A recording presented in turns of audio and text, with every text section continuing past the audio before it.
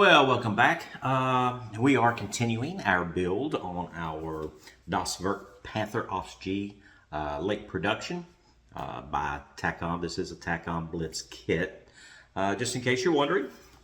And in the last video, we did our camouflage painting, which come out pretty good. So now we need to take care of all that other stuff. We've got a lot of little detail painting and then a little bit of work to straighten up some things here from our masking job. So let's just go ahead and jump down to the bench here and get started. Now, anytime we are spraying paint and using a lot of masking tape, as I did here on this one, there are going to be some areas that are going to need some touch-up. However, some of these things are kind of self-inflicted. Right now, what you see me doing is I'm adding in the German dark yellow right on our tube for our cleaning equipment for the main gun because I neglected to actually mask that. And so, yeah, we're going to have to kind of do this by hand because I don't want to do a whole bunch of remasking and all that, and just to spray this little bit right here. So I am just using the mixture that we used in our airbrush, and it'll have to have a couple of coats, but that'll be fine. And as long as I brace my hand, I can go ahead and get that taken care of, and with a fairly straight line there. So now we're going to have to go through all the colors that we used on the tank to take care of various bits and pieces that weren't on the tank when we masked it. Right here, we're going to go ahead and paint in that bracket that holds our jack to the rear armor plate there. And since that bracket would have been attached to the tank when it got painted, well, it needs to be the same color as whatever area that bracket was in. In this particular case, it happens to be green. So we're going to paint that up the same green that we painted on the hull. Also, our machine gun mount needs to be painted. And I'm just going to paint that up the green because the most of the ring that runs around the cupola for the commander there is green, so I'm just going to match the color there. Now I know in some cases they were a different color, or metal or some, black or something, but we're going to paint ours green. Now we'll have to do the same thing with our large crowbar or tanker's bar here. Because those particular brackets happen to be in the brown area of the camouflage scheme.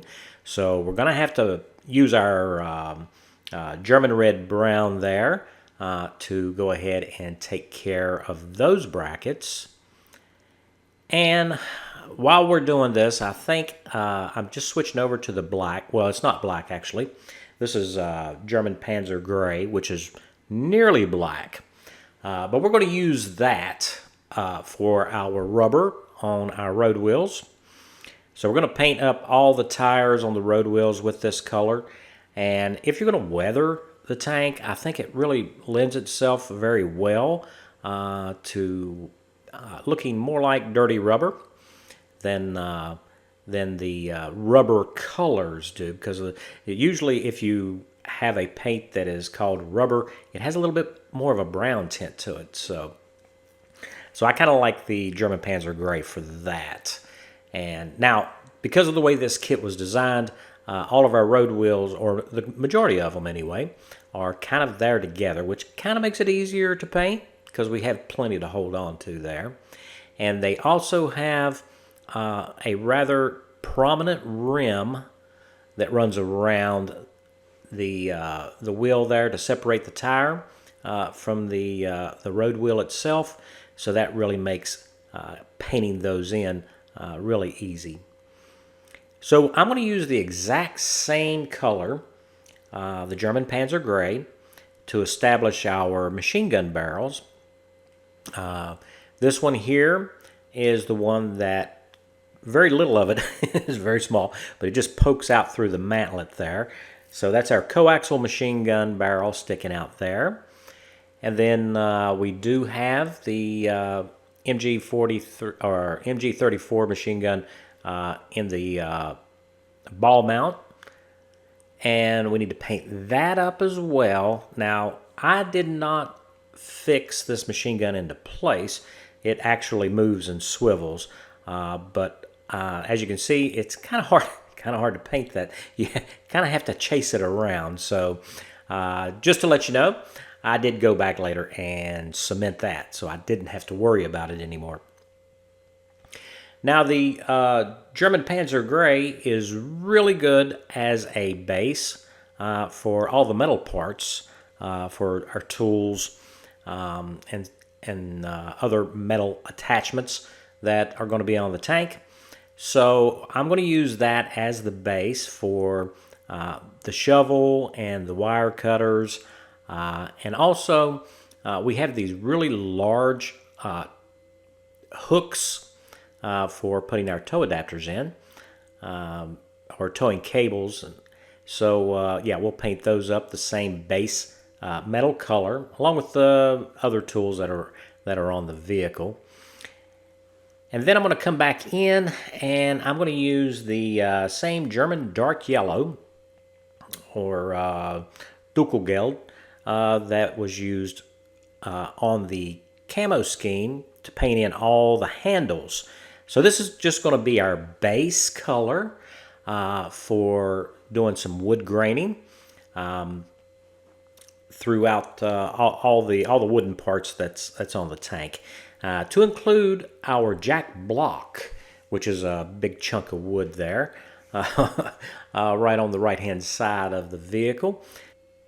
And this is just going to be the first step in our wood graining that we're going to be doing later on. So I do need to get this covered. Now, you don't have to worry about brush strokes or anything like that. Just kind of get the color on there. So I need to change up the red-brown color that I'm using. So I'm going to be using this Deco Art Antique Maroon for the handles on our wire cutters, because those are kind of a dark maroon color, but typically I would probably just use the German red-brown. However, I need something a little bit different. That way the handles doesn't blend in with the, the actual color of the tank. So we're going to paint those handles with that.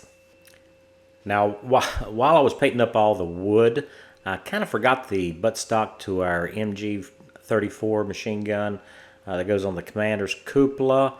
So I am doing that now. And sorry about the fuzzy footage there. For some reason, my camera is just focused somewhere else, which tends to be me sometimes. Now, since we're talking about wood graining, it's time to go ahead and prepare our oil paints. So this is burnt umber, and it's just artist oil paint. And the carrier for it is linseed oil. And oil paint takes a very long time to dry. So what we need to do is remove as much of that linseed oil as possible. So here I've put some of that burnt umber on a piece of cardboard, and we're going to let it set out and kind of soak that away. We're going to use that burnt umber for our tools. But when it comes to our jack block, they tend to be kind of dirty and gray and everything. So I'm going to use black with just a little bit of white and mix those together to come out with a dark gray. Now, this is not too different. It's a little bit lighter than German dark gray, but this is the color that I kind of came up with, because I'm going to use this as the top pigment color just for our jack block. That way the block doesn't look the same as the handle on the sledgehammer or the axe. So we're going to give that a try and see how that works out. So next up, we need to do some chipping. So for sponge chipping, we need to lighten up all the three base colors that we used over the entire vehicle. So this is just craft paint here, water-based acrylic, and I'm just going to put a little drop here in 3 different cups here in our little paint palette that we got going on. And then we'll go ahead and add in the colors that we used throughout the camouflage pattern. So that's the Hauser medium green.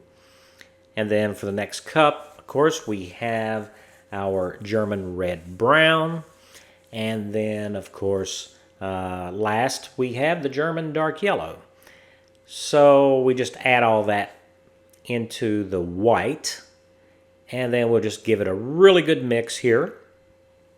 So the ideal here is that we have a tone of paint that is lighter than what the color is that's actually on the vehicle. So this is what we're going to be using as our chipping colors. Now, since we have 3 different colors on the vehicle, we've got to have 3 different chipping colors. So we just need to make sure we mix these up real good. And you kind of want to check it to make sure that number one, it's either not too light, but you don't want it to be really, really close to the actual color that's on the vehicle. You need to be, I will say, significantly lighter so that you can tell that it's there. Otherwise, it'll just blend into the paint that's already on the vehicle, and you will have kind of wasted your time there. So you'll have to go back and do it again. So in order to keep the paint from drying out too quickly, since we are using 3 different colors all at the same time, I am going to put some painter's masking tape here over top each one of these little cups to kind of keep the air off of it so that it doesn't dry up on us, because we will be going back and forth between the colors, because there's going to be areas that you're going to want to come back to and either redo or add more chipping, so you don't want to have to try to remix and get the exact same shade again. So since this is sponge chipping, I have taken some, boy, that's hard for me to say, synthetic sponge. There we go. And just kind of pulled a piece off. And I'm using the self-gripping tweezers here to hold our little pieces of sponges. And just make sure that we don't have any uniform edges around the end of it there where we're going to actually be putting the paint. So the whole idea here is that we're going to load up our sponge with some paint, and then we're going to unload most of it, keeping it very light there. We don't want any great big blobs of paint when you're doing sponge chipping, because it looks very unnatural. So the best way to do this is, of course, to put your chipping around corners and edges where items are most likely to get dinged and the paint knocked off. So by using the different tone, the lighter tone green, as you see here, that we're using on the road wheel, which happens to be green, that will imitate the damaged paint for us. So, of course, since we have many different colors, we're going to be doing several different colors. Well, not several, three in particular. So, just make sure now that you keep some water and a Q-tip nearby, because you are going to make a mistake. And you need to get this acrylic paint off the surface before it dries, because once it dries and it sets up, you'll have to just repaint it with the base color. And we want to keep from having to do that. So keep your emergency cotton swab and water nearby, so you can take care of any little mistakes that you make. And trust me, I make plenty, so I always keep that really handy. Now when it comes to the side skirts, we're going to do the exact same thing, just very, very lightly, and in different areas. And do rotate your sponge a little bit from time to time. That way you're not setting up a specific pattern. If it looks like you're starting to do patterns, it will be less natural. Now moving on to the turret here, you can see I'm concentrating on the edges of the mantlet, and that works really good throughout the entire vehicle. Just remember that you want to keep your chips as small as you possibly can. So I go over the entire vehicle, concentrating on high wear areas and areas where it's going to get chipped most likely. And if there are areas that needs more chipping, I can go ahead and add more chipping in. And when you put small chips over other small chips to enlarge the chipped surface, it looks more natural than having great big blobs of paint on there. So keep the chipping small, and you can come back over it several times until you get the effect that you like. So here we've switched to the brown, of course, because, well, you got to go back around the entire vehicle and do all the brown areas, because we're not going to use the green chipping paint on the brown areas. We need to use the brown because the brown doesn't turn green when it's chipped. Now, I know somebody's going to say, well, if it was chipped, it should have gone back to the base color, whatever color the tank was painted. The only difference there is that doesn't give you a very good aesthetically pleasing kind of look. Now, there's different thoughts on this, I know, but I kind of feel that I like to stay to the same color, just a different shade whenever I'm doing the chipping. So I'm doing the red brown for the red brown, the green for the green, and the German dark yellow for the German dark yellow. Just a different shade of it by mixing the white in. And here we have our German dark yellow, and it's chipped, and it looks pretty good. And just remember now, when you're doing all these, all this sponge chipping and stuff, you need to make sure that you've got all your parts out that actually need the chipping. Okay, because there's nothing worse than you cleaning everything up and then come to find out you forgot to do a road wheel or a drive sprocket. So stay organized, and everything will go smoothly. So here we're going to do some scratches, and we're going to go through all of our colors again when it comes to doing the scratches. You can also use your paintbrush instead of the sponges to do your chipping, and I will admit that I do that as well sometimes. I mean, when you got the brush in your hand and you're doing some scratches, it's always nice to be able to fill in some areas where maybe you missed putting some chips that you might have liked to have had there. Now, let's not be so naive as to think that scratches are only on the green or the brown or the dark yellow.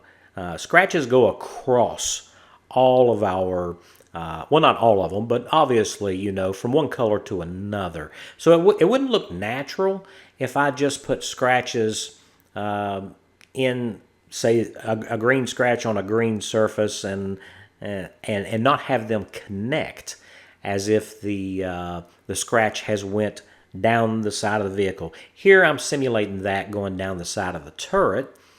So we do have a green scratch that terminates right there at the German dark yellow. And as you can see, we can kind of extend that scratch right through the German dark yellow.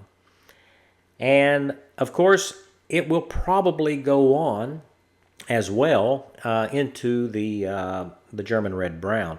So we're going to come in and just continue those scratches. Right here, we're just looking at the turret, but you'll do this on the skirts and on the lower hull of the tank as well. That way it looks like it's more natural, although a scratch is not necessarily natural, but using a tank and getting it scratched up is kind of a natural thing. So, well, you guys know what I'm talking about. Anyway, I think that this adds that little extra dimension to our scratches there. Yeah, that's going to look really good, I think.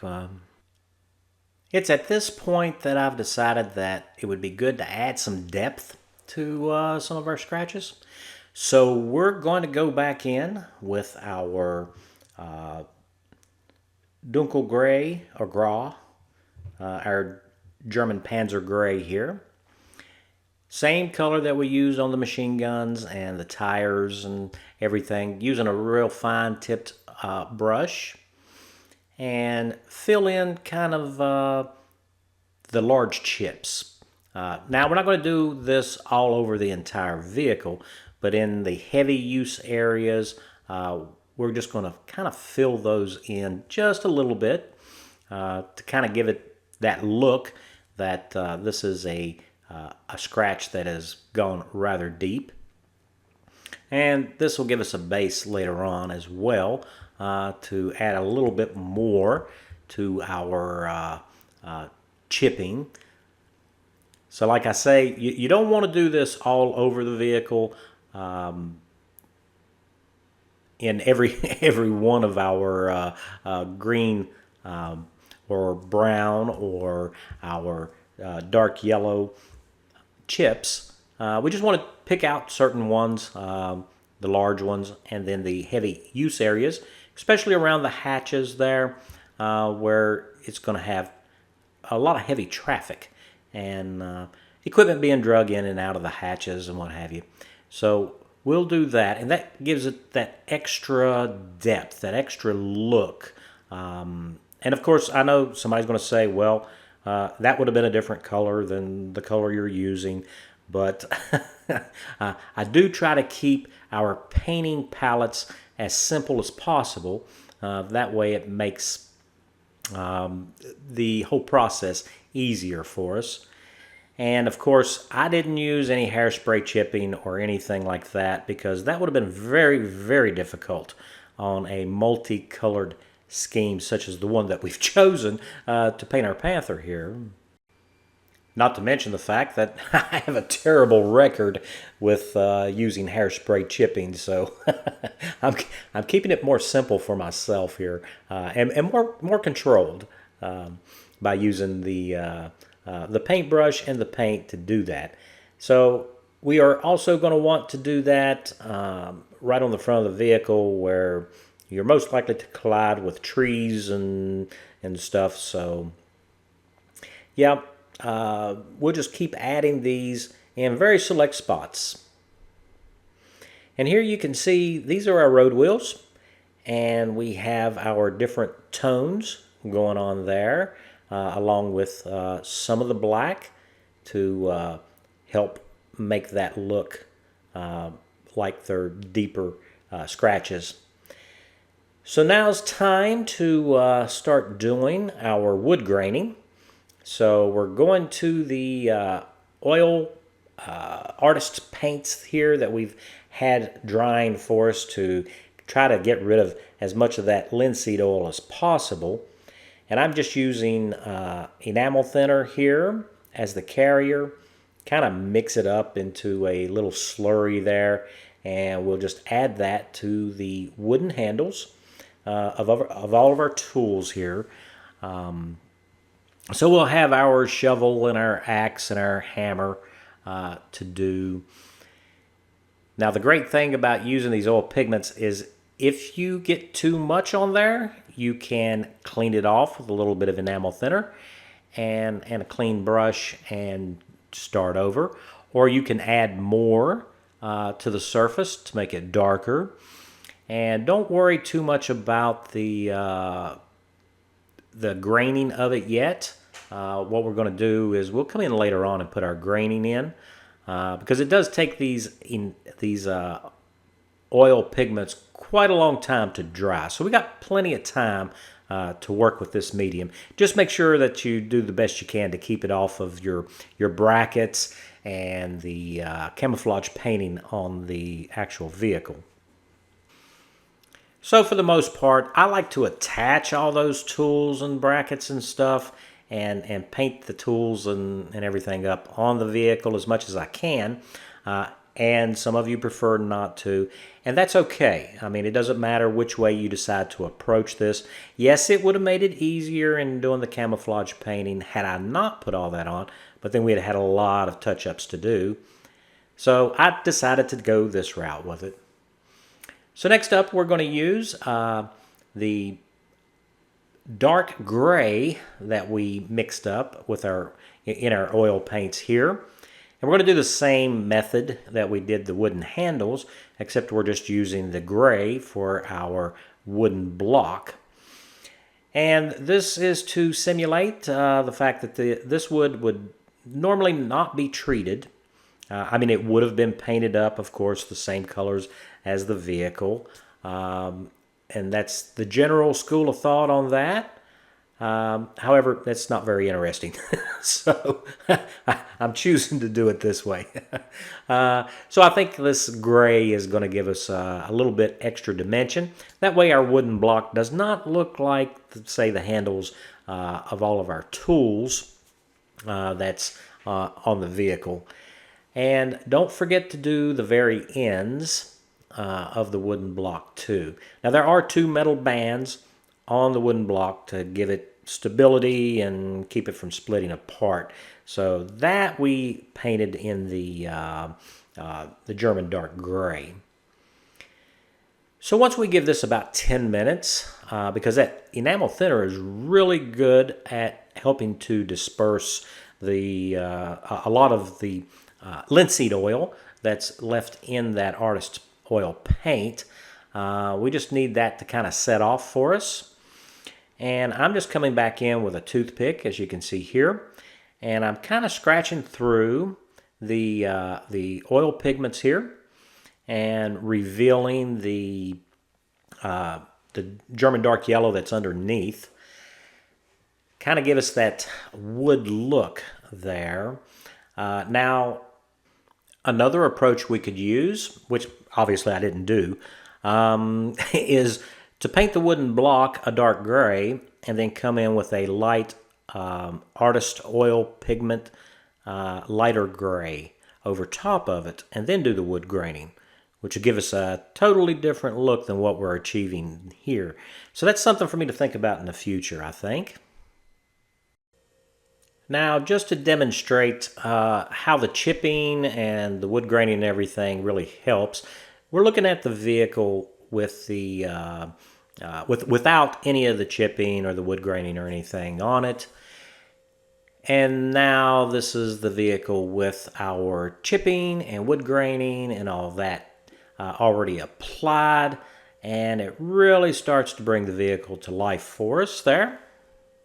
Okay, so we got our wood graining done and everything, and I think it's looking pretty good. Yeah. Not too bad. So we're going to have to give this some time to dry. I recommend 24 hours. So I can't do anything else to that. Wherever we've added the oil pigments for at least a day. So it'll be tomorrow before I can start working on it again. And it may not be perfectly dry, but that's okay, because once you coat that with some acrylic paint, clear coat, it'll be fine. It's not going to go anywhere, and it's not going to come off, and so that'll fix it into place, and we'll be good to go there. So that's it for this video. Thanks so much for you guys watching. Special thanks to all my subscribers. It's because of you guys that I keep making these videos, and I hope that you enjoyed this one. And if you're new to the channel, I hope that I earned your subscription. So look for the next part on Friday. So until I see you guys again, take care.